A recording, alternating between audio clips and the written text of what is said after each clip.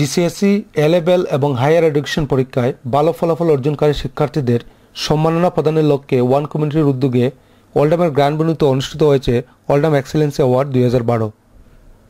কমিউনিটির ব্যক্তিত্ব আফরোজ চৌধুরীর উপস্থাপনায় শুরুতে সবাইকে স্বাগত জানিয়ে বক্তব্য রাখেন সংগঠনের চেয়ার আমিন বাবর চৌধুরী।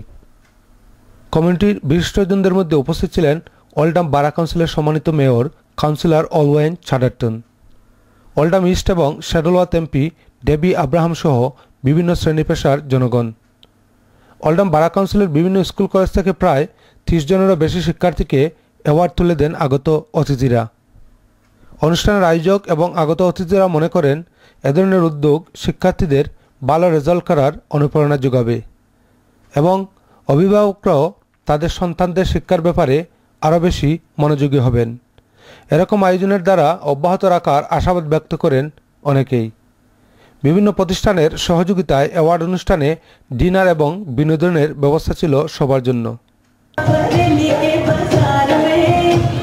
ওল্ডামের গ্র্যান্ড ভেন্যু থেকে Moudud Ahmed, channel I news.